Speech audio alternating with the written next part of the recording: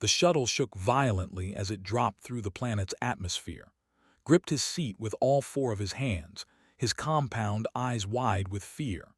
He had served in the Galactic Coalition military for 7 years, but nothing had prepared him for this. The warning lights flashed red across every surface of the small transport vessel. "We're going down," the pilot screamed through the communication system. Looked across the cabin at the two humans strapped into their seats.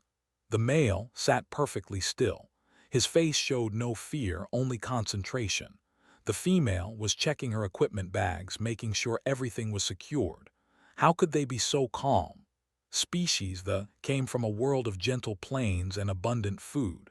When danger appeared, every instinct told him to run, to hide, to survive by avoiding conflict. But humans were different. Everyone in the coalition knew that much by now. The shuttle hit something hard. Metal screamed and tore, felt himself thrown against his restraints. Darkness came fast. When he woke up, everything hurt. His protective armor had cracked in 3 places. Green blood oozed from a cut on his arm. His head spun as he tried to understand where he was. The shuttle had broken apart. He was lying in a section of the cabin, surrounded by twisted metal and broken equipment. "Don't move too fast," a voice said. It was kneeling beside him. She had a medical kit open and was already treating his wound. "You hit your head pretty hard. Stay still while I scan you." His translator implant worked through the pounding in his skull to convert her words into something he could understand. "The others?" he managed to ask. "Is securing the area. The pilot didn't make it." His voice was sad but steady. She didn't shake. She didn't panic. She just kept working on his injuries with practiced efficiency. "We need to leave," said, trying to stand. His legs felt weak. "This planet, the wildlife, it's classified as extreme danger level." "I know," said. "That's why we're being careful." Appeared through a gap in the wreckage. The human male was carrying pieces of equipment salvaged from the crash. He had cuts on his face and arms, but he moved like none of it bothered him. "Found some supplies," he said. "Food, water, emergency beacon. The beacon's damaged, but I can probably fix it. We have maybe 3 days before anyone finds us." 3 days. His mind filled with terror. 3 days on a planet where every creature was designed to kill. The Coalition had surveyed this world 2 years ago. The researchers had lost half their team before they evacuated. Nothing here was safe. Everything here was a predator. Set down the supplies and pulled out a compact toolkit. He started working on the emergency beacon immediately, his fingers moving with precision despite the injuries. "How's our friend?" "Concussion, fractured arm plating, minor blood loss. He'll be okay." She finished bandaging his arm and helped him sit up properly. "Good," didn't look up from his work. "We need to move before dark. This crash site will attract attention, and not the kind we want." "Attract attention," repeated. "From what?" "From everything," said simply.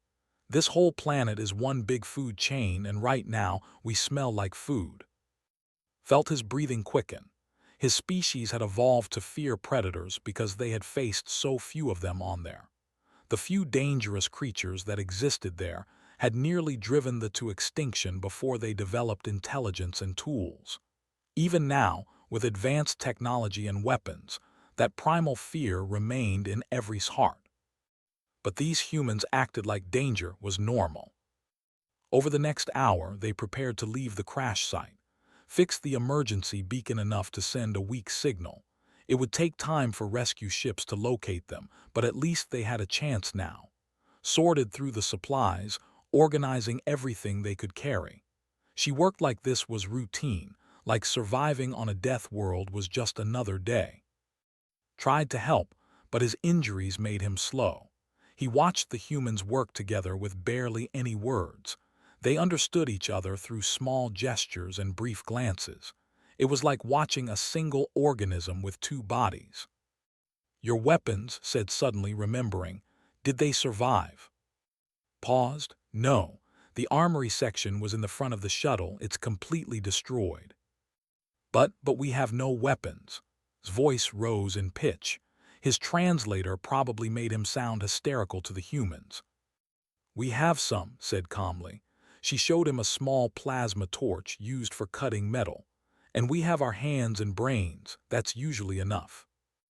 Enough couldn't believe what he was hearing. Coalition protocols required full military for any expedition to a dangerous world.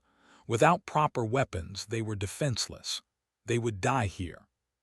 Stood up and looked at directly. The human's eyes were dark and steady. "Listen," he said. "I know you're scared. That's normal. Fear keeps us alert, but panic gets us killed. We're going to survive this, but I need you to trust us. Can you do that?" Something in his voice made pause. It wasn't just confidence, it was certainty. This human truly believed they would survive, not hoped, believed. "Yes," said quietly, "I will trust you." "Good," picked up a pack and adjusted the straps. "Then let's move. We need to find shelter before nightfall." They left the crash site as the planet's sun began to sink toward the horizon.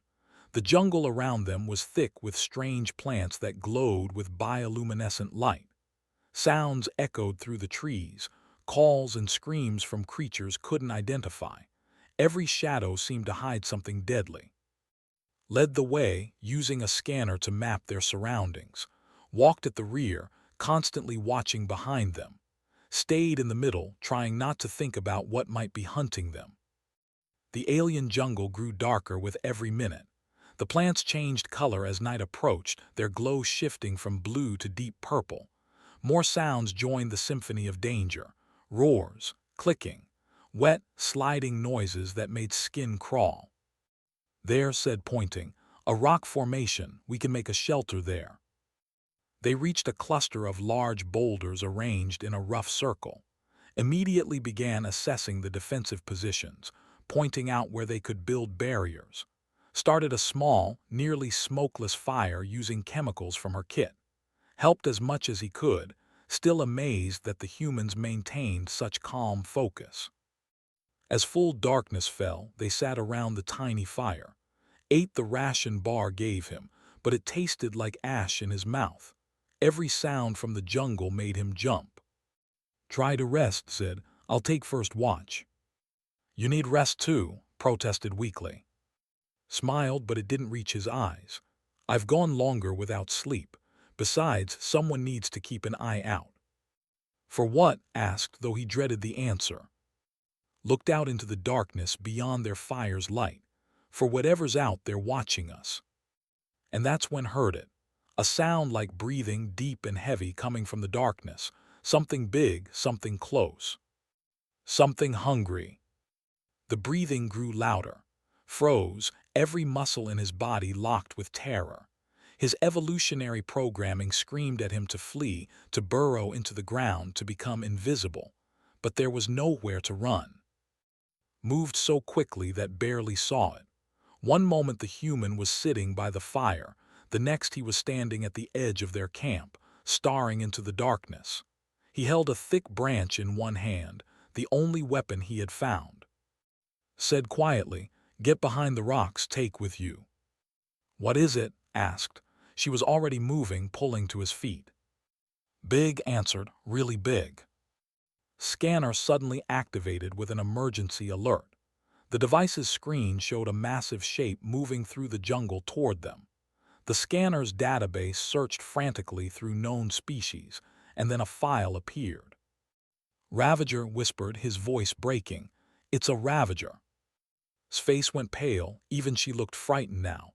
"We need to run right now." "Can't outrun it," said, his eyes never leaving the darkness. "It's already locked onto us. Running triggers chase instinct." The Coalition database file on Ravagers filled his mind with horror. 12 feet tall. 6 limbs ending in molecular edge claws that could slice through starship armor. Hide thick enough to stop plasma bolts. Bite force measured in tons. They were the apex predator of this world, the reason the Coalition survey team had lost so many members. The file had a single recommendation for encountering a Ravager: immediate orbital extraction. There was no other way to survive. And they had no way to call for extraction. The creature stepped into the firelight, and his mind simply refused to process what he was seeing. It was worse than the images in the database. Much worse. The Ravager's body was covered in overlapping plates of chitinous armor, each one gleaming like polished metal. Its 6 legs moved with terrible grace, each footfall silent despite the creature's massive size. 4 eyes, burning yellow, focused on the 3 figures by the fire. But it was the mouth that destroyed any hope it held. The Ravager's jaws opened, revealing rows of teeth like serrated blades. Each tooth was as long as arm. The creature's breath washed over them, carrying the smell of rotting meat and something chemical, something wrong. The Ravager roared. The sound hit like a physical force. It wasn't just noise. It was the sound of death itself, rendered into vibrations that shook his bones and made his organs feel like they were tearing apart. He collapsed, hands clutching his head, trying to block out that terrible sound. Through his blurred vision, he saw still standing. The human had dropped the branch. It would be useless against this thing anyway. Spread his arms wide and stepped forward, putting himself between the Ravager and his companions. "Hey," shouted at the creature. His voice was strong, challenging. "Yeah, I see you, come on." The Ravager's 4 eyes fixed on. It lowered its massive head, studying this small creature that dared to challenge it. Could see the alien intelligence behind those burning eyes, could see it evaluating, deciding. Then it charged. The Ravager moved faster than anything that size should be able to move. It crossed the distance in less than a second, claws extended, mouth open wide enough to swallow the human whole. Moved. His eyes couldn't track what happened next. One instant, the Ravager's claws were sweeping through the space where it had been standing. The next instant, the human was beside the creature, not away from it. Had moved toward the attack, inside the Ravager's reach. The human's fist struck the joint where the Ravager's front leg connected to its body. The sound of the impact echoed through the jungle. The Ravager screamed, a sound different from its roar, higher pitched. Pain. Had heard it. The creature spun, faster than before, driven by instinct and rage. Its back legs kicked out, catching in the chest. The human flew backward, hit a boulder, and fell to the ground. "No," screamed, but was already moving, rolling to his feet. Blood ran from his mouth. His shirt was torn, revealing dark bruises already forming on his chest, but he was standing. He was still fighting. The Ravager advanced more carefully now. It had learned something. This prey could hurt it. That shouldn't be possible. The creature's evolutionary programming had no reference for this situation. Nothing this small had ever been a threat before.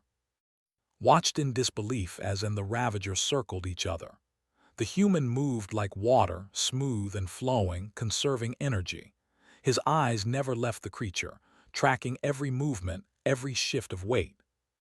Said, his voice steady despite his injuries, "When I give you an opening, take and run. Don't look back." "I'm not leaving you," shouted. "You will," said, "because I need you to survive, both of you. Someone has to report what happened here." The Ravager lunged again, but this time was ready.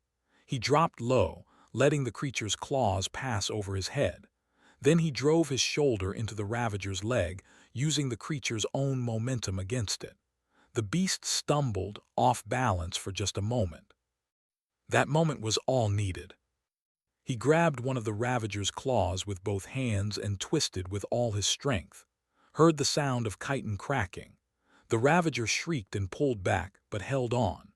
The human planted his feet and pulled harder, muscles standing out on his arms and neck like cables of steel. The claw broke off. Black blood sprayed from the wound. The Ravager backed away, favoring its injured limb. Stood there holding the claw, which was as long as his forearm and sharp enough to cut through almost anything. "Now we're even," said and charged. Couldn't believe what he was seeing. The human was attacking the Ravager. Not defending. Not running. Attacking. Moved with the broken claw like it was an extension of his own body, slashing and stabbing with precision that spoke of training and experience. The Ravager tried to use its size advantage, rearing up on its back legs to bring its full weight down on the human, but rolled aside and drove the claw into the creature's exposed underbelly. The blade went deep. The Ravager crashed down, missing by inches. More black blood poured from the wound. The creature's movements became desperate, wild. It was wounded now, badly wounded, and its predator instincts were warring with its survival instincts. Should it flee? Should it fight? Nothing in its evolution had prepared it for this. Gave it no time to decide. He was on the creature immediately, climbing its back, using its own armor plates as handholds. The Ravager thrashed, trying to throw him off, but the human held on with strength that seemed impossible for his size. Watched as reached the creature's head. The human wrapped one arm around the Ravager's neck and raised the broken claw high. "For the pilot," said, and drove the claw into one of the Ravager's eyes. The creature's scream shook the entire jungle. It reared up, spinning, trying desperately to dislodge the thing that was killing it, but held on, pulling the claw free and striking again, and again, with mechanical precision. The Ravager crashed to the ground, its movements becoming weaker. Black blood covered everything. The smell of it filled the air, thick and chemical. Finally, the creature stopped moving. Climbed down from the dead Ravager, still holding the bloody claw. He was covered in the creature's blood, his own blood, dirt, and who knew what else. He walked slowly back to the fire, limping slightly.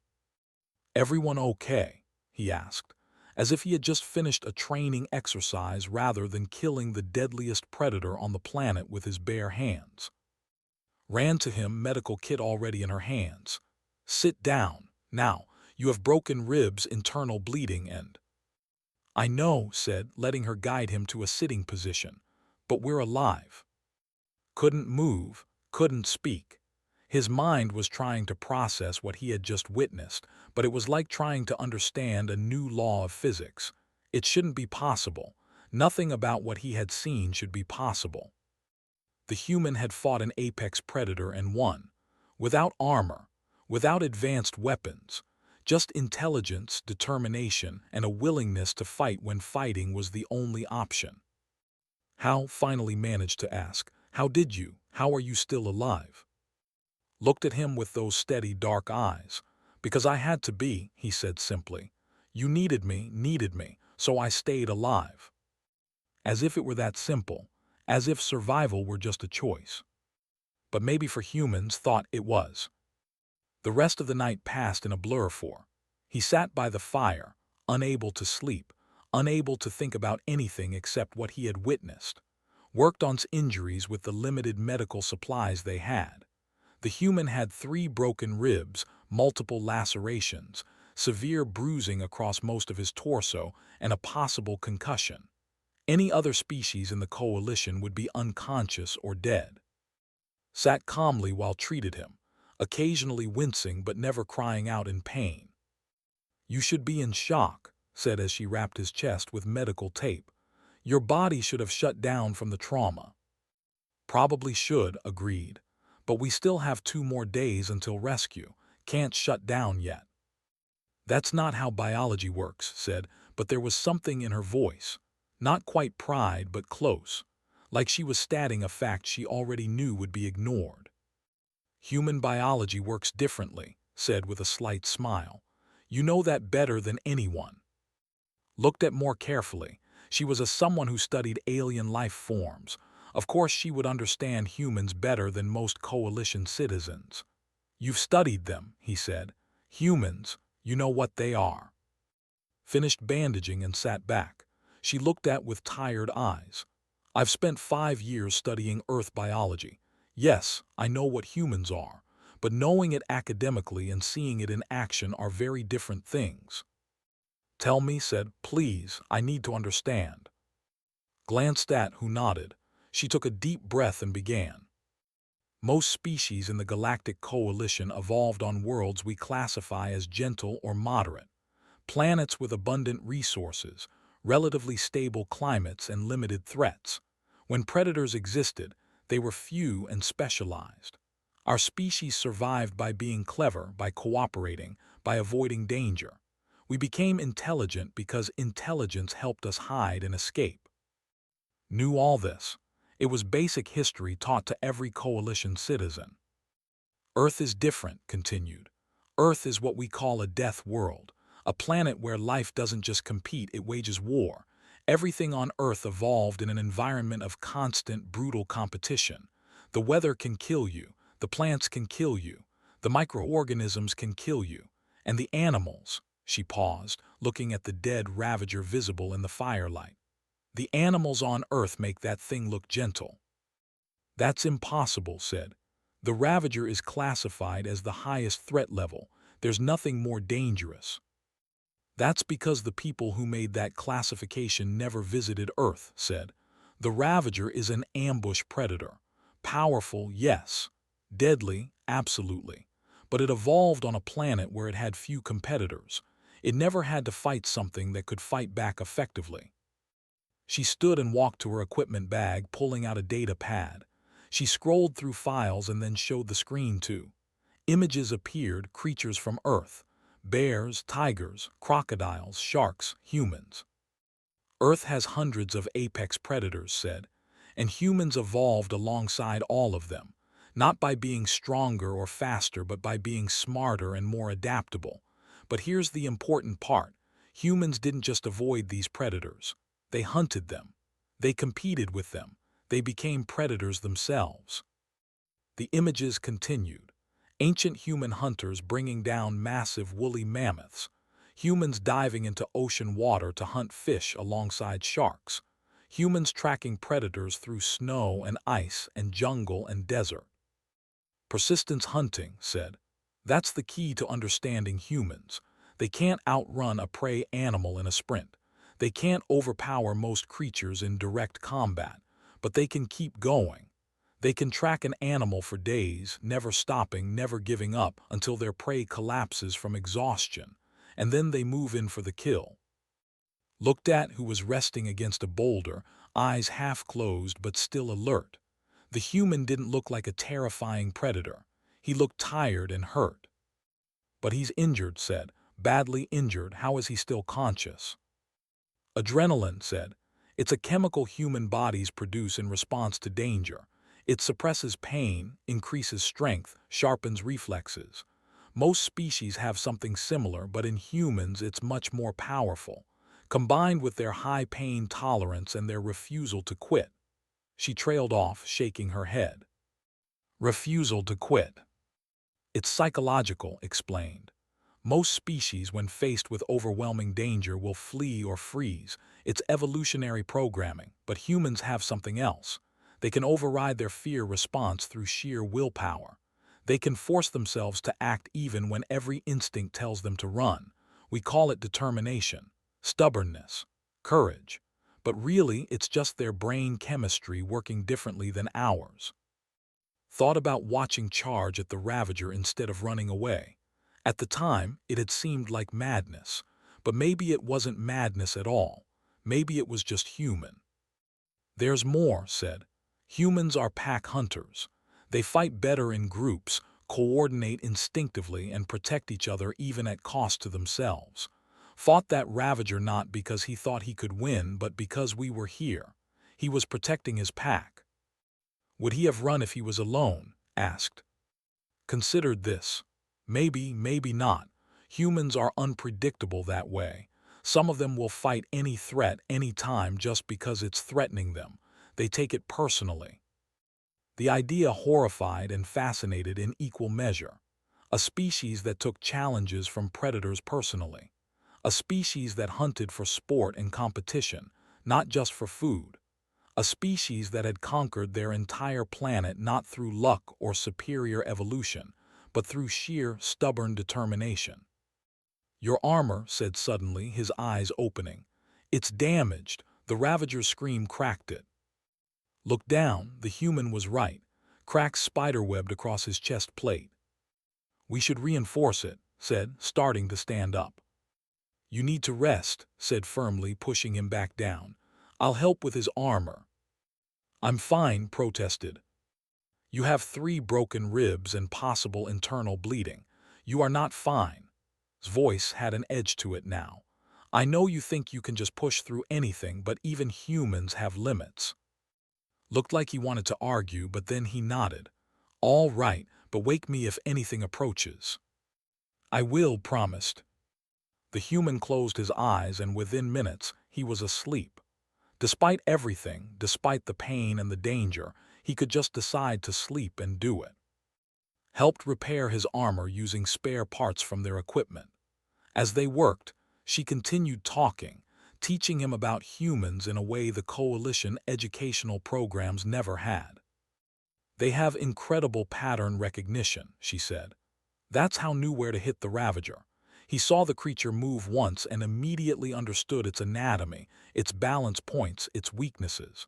That's not luck. That's processing information at incredible speed and making decisions in real time. We can do that too, said, with computer assistance. They do it naturally, replied. Their brains evolved to track multiple moving targets while running, to predict behavior, to make split-second life-or-death decisions. It's why they're so good at strategy games and combat simulations. It's instinct for them. Finished sealing a crack in his armor and sat back. The fire was burning low now, and the jungle around them had grown quieter. Maybe the other predators had smelled the Ravager's blood and decided to stay away. Or maybe they recognized that something more dangerous than them was here now. Are all humans like him? Asked, gesturing at the sleeping. Like him specifically? No, is special operations military. He's trained beyond normal human capabilities, but the basic characteristics, yes, all humans have them to some degree. The will to survive, the ability to adapt, the refusal to give up. It's bred into them by billions of years of evolution on a planet that tried to kill them every single day. They must be aggressive, said, violent. They can be, admitted. But they're also capable of incredible kindness and cooperation. Remember, they're pack hunters. They protect their own. They form bonds with other species, even ones completely different from them. They have empathy and compassion alongside their predator instincts.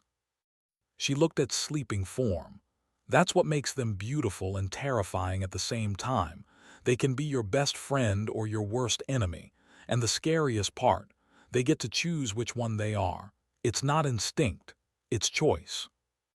Understood now why the Coalition had been so careful about first contact with Earth. A species of predators with advanced technology and the ability to choose how they acted. It could have gone very wrong. It still might. Do you think they'll fit into the Coalition? He asked. Smiled sadly. I think the Coalition needs them more than they need us. When I watch, I see someone who could protect us from things we can't even imagine, but I also wonder if we're ready for what they represent. What's that? The reminder that survival isn't about being safe, said. It's about being strong enough to face danger when it comes, and humans have been facing danger their entire existence. They're very, very good at it. The sun began to rise over the alien jungle, painting the sky in shades of purple and orange. Day 2 of their survival. Only one more day until rescue. Looked at the dead Ravager, then at the sleeping human, then at calmly maintaining her equipment. He was part of something historic, he realized. One of the first Coalition citizens to truly see what humans were capable of. He just hoped he lived long enough to tell others about it. Woke at dawn despite his injuries. Had been watching him sleep, still amazed that the human could rest at all after what he had been through. But when opened his eyes, they were clear and focused. He assessed his surroundings immediately, checking for threats before doing anything else. Morning, he said, wincing as he sat up. Anything happened during the night? Nothing, reported. She had stayed awake, monitoring their equipment and watching for danger. The emergency beacon is still transmitting. Rescue should reach us by tomorrow afternoon. Good, stood slowly, testing his body. Could see the pain in his movements, the careful way he breathed to avoid stressing his broken ribs. But the human didn't complain. He simply accepted the pain and worked around it. "You should not be moving," said. "Your injuries will heal," interrupted gently. "I've had worse, and we need to find water today. Our supplies are low." Frowned. "I can search for water. You should rest." "We should all go," said. "Staying in one place too long isn't safe. The Ravager's body will attract scavengers. Some of them might be more dangerous than the Ravager itself." The thought terrified, something more dangerous than the creature that had nearly killed them all. But he looked at its face and saw only practical concern, not fear. For the human, this was just another problem to solve. They packed up their camp efficiently, moved slower than yesterday, but he still helped carry equipment. He had fashioned a makeshift weapon from a piece of the shuttle's hull, a metal rod about as long as his arm. It wasn't much, but in his hands, suspected it would be deadly. As they moved through the jungle, used her scanner to search for water sources. The device detected a stream about 2 kilometers away. Not far, but the terrain was rough, and the jungle was thick with strange plants that seemed to reach for them as they passed. "Tell me about Earth," said as they walked. He wanted to understand, needed to understand. Glanced back at him. "What do you want to know?" "Everything. What kind of world produces people like you?" Thought about this for a moment, his eyes scanning the jungle even as he talked. "Earth is beautiful and terrible. We have oceans that cover most of the planet, mountains that reach into the clouds, deserts where nothing grows, forests so thick you can't see the sky. And all of it is trying to kill you in some way." "That sounds horrible," said. "It's home," replied simply. "You learn to respect it. The ocean has sharks and jellyfish and things that can swallow you whole. The forests have bears and tigers and snakes with venom that stops your heart. The deserts will cook you during the day and freeze you at night. The mountains have thin air and falling rocks and predators that hunt in the snow." "And humans live in all these places?" asked, already knowing the answer. "We live everywhere on Earth," confirmed. "From the coldest ice sheets to the hottest jungles, we adapted. That's what we do. That's what we're good at." Spoke up from ahead. "Humans are one of the most adaptable species ever documented. They can survive in environments that would kill most coalition species within hours. They can eat an incredible variety of foods, process different types of nutrients, and even consume things that are mildly toxic to build immunity." "Toxic?" Translator struggled with the concept. "Capsaicin," said. "The chemical that makes certain earth plants spicy. It's actually a defense mechanism meant to stop creatures from eating the plants. Most species taste it and avoid the plant. Humans tasted it and decided they liked it. They bred the plants to be even spicier, and now they eat them for fun." Couldn't process this information. "They eat poison for entertainment." "Not just that," said with a slight smile. "We drink poison too. Alcohol, coffee, all kinds of things that are technically bad for us, but in small amounts we enjoy them." "Your species is insane," said. "Probably," agreed cheerfully. They reached the stream an hour later. The water ran clear over smooth rocks, and Scanner confirmed it was safe to drink after purification. They filled their containers and rested by the water. Noticed that sat with his back against a large tree, positioning himself so he could see anyone approaching from any direction. Even resting, the human remained alert. "Can I see the recording?" asked suddenly. Recording was confused. "Your suit has cameras, right? Combat documentation is standard for coalition military. I want to see the fight with the Ravager." Hesitated, then activated his suit's playback function. The holographic display showed the battle from his perspective. They watched in silence as the events of last night replayed in miniature above the suit's forearm panel. Studied the footage with intense concentration. Saw him wince occasionally, probably recognizing mistakes he had made or moments when he had been lucky rather than skilled. "I was sloppy," said when the recording ended. Went for the leg first when I should have targeted the eyes immediately, and that move where I rolled under its strike. Too risky. If it had been faster, I would have died there. You killed it, said. How can you criticize yourself? Because I made mistakes, said. Mistakes get people killed. If there had been 2 Ravagers instead of 1, those mistakes would have mattered. Smiled slightly. This is very human, she said too. They always analyze their performance, always try to improve. Even when they succeed, they think about how they could have succeeded better. We call it an after-action review, explained. You can't get better if you don't learn from what you did. Even victories teach lessons. They spent the middle of the day by the stream, refilling supplies and resting.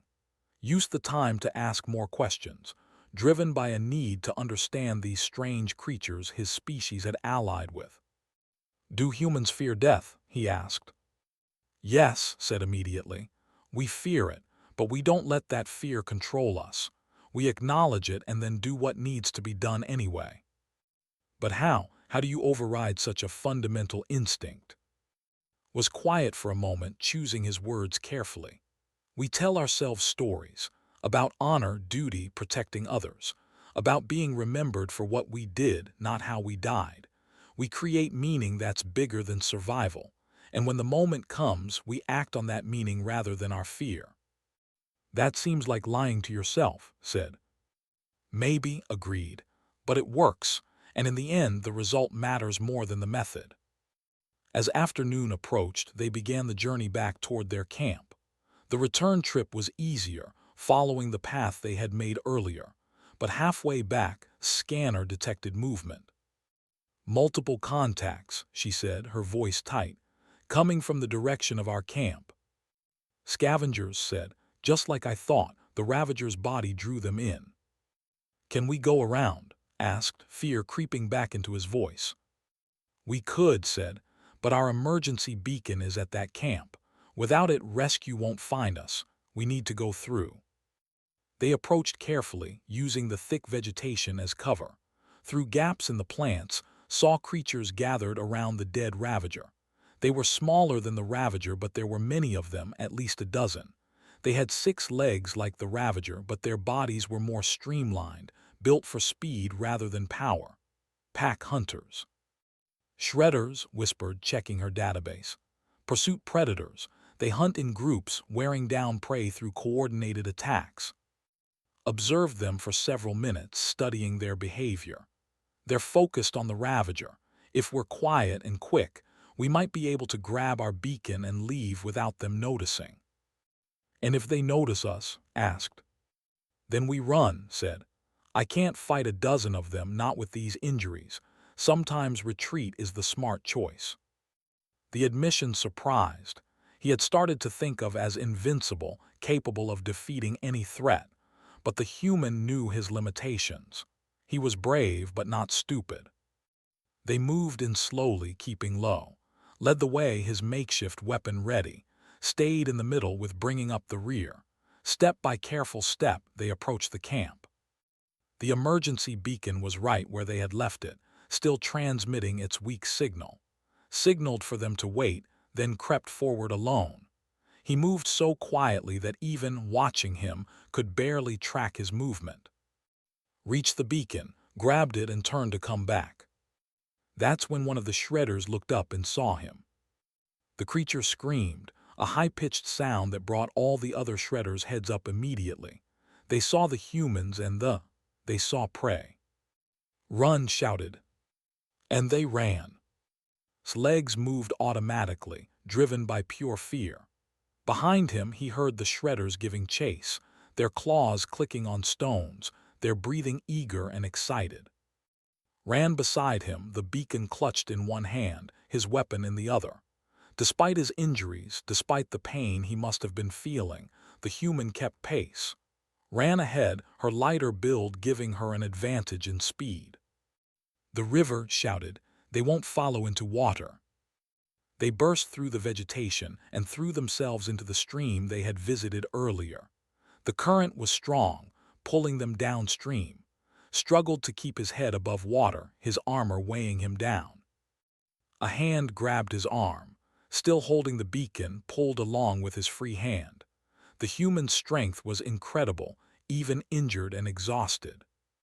The shredders reached the riverbank and stopped, packing back and forth, unwilling to enter the water. After a few minutes, they gave up and returned to their feast, and dragged themselves onto the far bank, soaking wet but alive. "Everyone okay?" asked, breathing hard. "Yes," said, "we're okay." Could only nod, too exhausted and frightened to speak. Held up the beacon. "Got it. Rescue will find us tomorrow." One more day, thought. Just one more day of surviving in this nightmare with a human who refused to stop, refused to quit, refused to die. One more day. They spent the final night on a rocky outcrop far from the river and the scavengers. There was no wood for a fire, so they sat in darkness, wrapped in emergency blankets pulled from their survival packs. The planet's 2 moons cast strange shadows across the landscape, making everything look alien and threatening. Couldn't sleep. His mind kept replaying the past 2 days, trying to make sense of everything he had witnessed. Beside him, sat in silence, watching the jungle below. The human's breathing was labored now, the pain and exhaustion finally catching up to him. But still he remained awake, keeping watch. "You should rest," said quietly. "I can watch." Shook his head. "My eyes are adapted for darkness, better than yours. I can see things you might miss." It was true. Had read about human vision, how their eyes were designed for hunting in various light conditions. They sacrificed some visual acuity for better adaptability. Predator eyes. Said, "Why did you become a soldier?" The human was quiet for a long moment. "Someone has to protect people who can't protect themselves. That's reason enough." "But you could die." "Yes," agreed. "But if I don't stand between the danger and the people I care about, who will? It's not about being brave. It's about being necessary." Thought about his own military service. He had joined the coalition forces because it was prestigious, because it paid well, because it gave him status.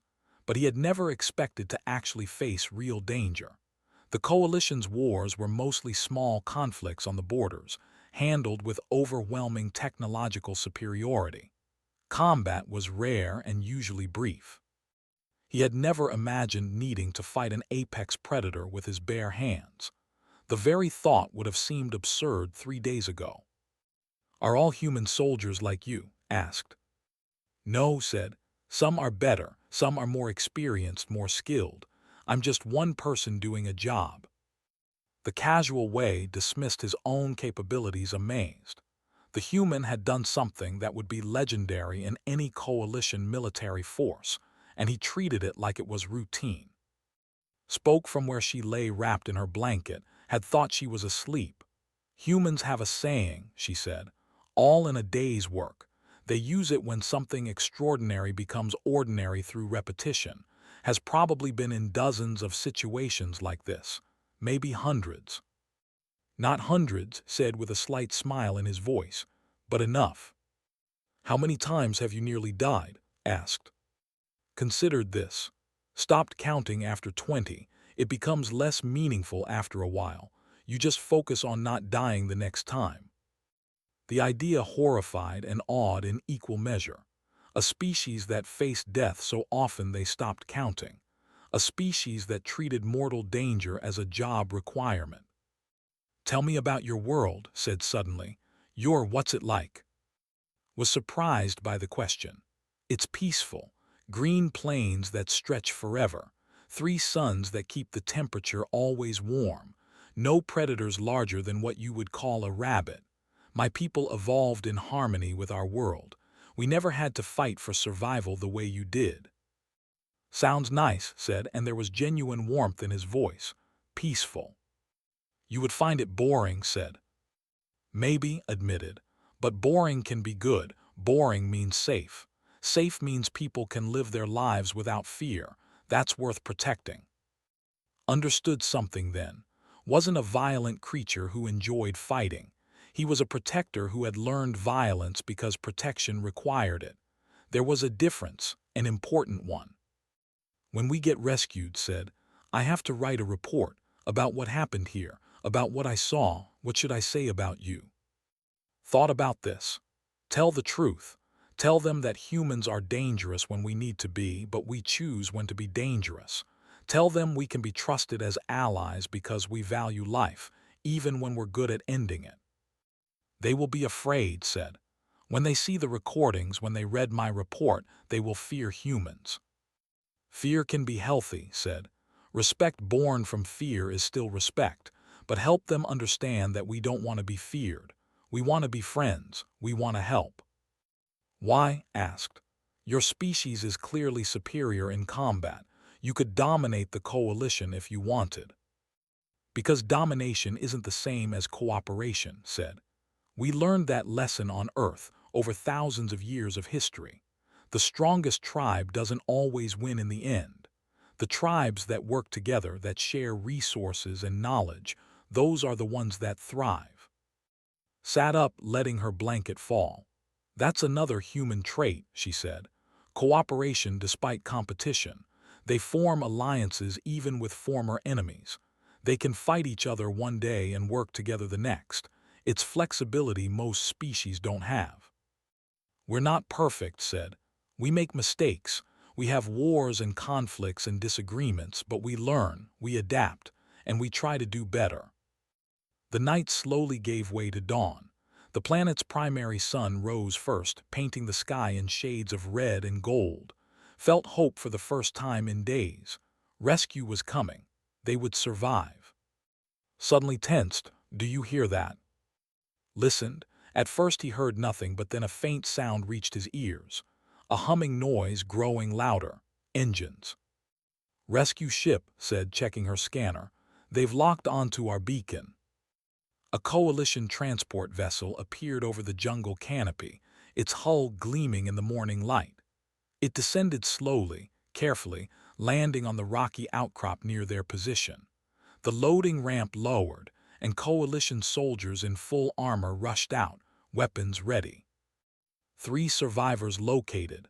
One of them called into his communicator, preparing for extraction. Medical personnel followed, carrying equipment. They went to first, scanning him with concerned expressions. This human needs immediate medical attention, one of the medics said.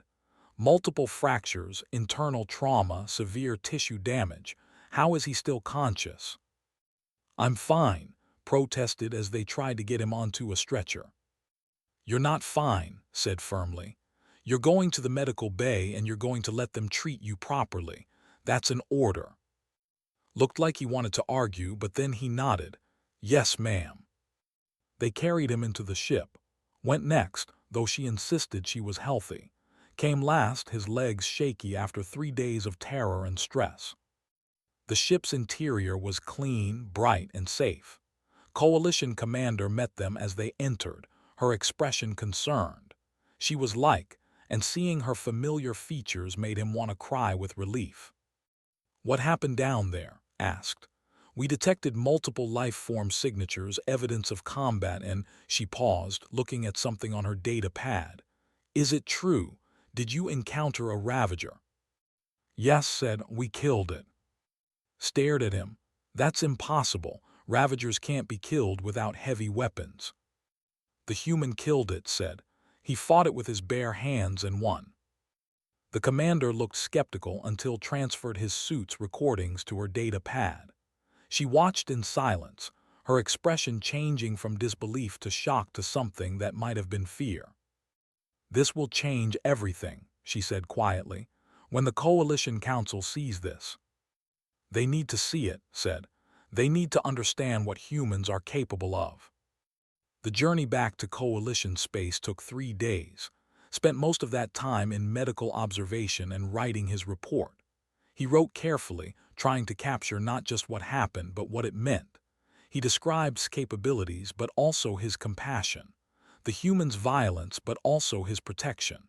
The danger humans represented, but also the hope they offered. On the 2nd day, was released from the medical bay. His ribs had been healed using advanced regeneration technology. The though the doctors warned him to take it easy for a few more days. Found him in the observation deck, looking out at the stars streaming past. "How are you feeling?" asked. "Better," said. "Your medical technology is impressive. On Earth, injuries like mine would take months to heal." "I'm writing my report," said, "about what happened. I want to make sure I represent your species fairly." "Then tell them we're not monsters," said. "We're just people who evolved in a harsh environment. We can be kind. We can be gentle. But when something threatens what we care about, we remember how to be dangerous." "I will tell them that," promised. "But I have a question. When you fought the Ravager, were you afraid?" Looked at him with those steady, dark eyes. "Terrified," he admitted. "Fear is a tool, not a weakness. It kept me alert, kept me moving. The key is not letting it control you." "I was useless," said quietly. "I froze, I couldn't help." "You stayed alive," said. "You didn't panic and run into danger. You let me do what we're trained for. That's not useless. That's smart." "But if humans join the coalition in large numbers," said, "soldiers like me will be obsolete. Why would they need us when they have you?" Put a hand on shoulder, the gesture oddly comforting. "Because it's not about being the strongest or the most dangerous. It's about working together. Your species brings things to the coalition that humans can't. Science, diplomacy, perspective. We bring other things, different strengths. Together, we're more than we are separately." "You really believe that?" asked. "I have to," said. "Because if the galaxy is just about who can fight the hardest, then we've already lost something important." When they reached coalition headquarters, news of their survival had spread. Recordings had been transmitted ahead, and suddenly everyone wanted to talk to them. Scientists wanted to study. Military leaders wanted to recruit human soldiers. Politicians wanted to understand the implications. Stood before the Coalition Council 3 days after their return. He delivered his report in person, his words careful and clear. "Humanity should be fully integrated into the coalition," he concluded. "Not because they need our protection, but because we need theirs. They are warriors, yes, predators, yes, but they are also protectors, teachers, and friends. They have spent millions of years learning how to survive on the most dangerous planet in known space. Now they want to use that knowledge to help others survive. We should let them." The council debated for hours, watched from the observation gallery and beside him. Finally, the decision came. Humanity would be granted full membership in the Galactic Coalition. Human military personnel would be welcomed into coalition forces. Earth would have a voice in galactic affairs. "Congratulations," said Tu. "Your species is now part of something bigger." "Thank you," said, "for giving us a chance, for seeing past the danger to what we could be." Looked at the human who had saved his life, who had shown him what true courage meant. "I think," he said slowly, "that we needed you more than you needed us. The galaxy is a dangerous place. It's good to have someone watching our backs who knows how to handle danger." Smiled, "That's what we do best, watch each other's backs." As they left the council chambers, felt something he hadn't expected, hope. The galaxy was indeed dangerous, full of threats and challenges. But now, for the first time, he felt like they had a chance, because they had allies who didn't run from danger. They had humans. And that made all the difference.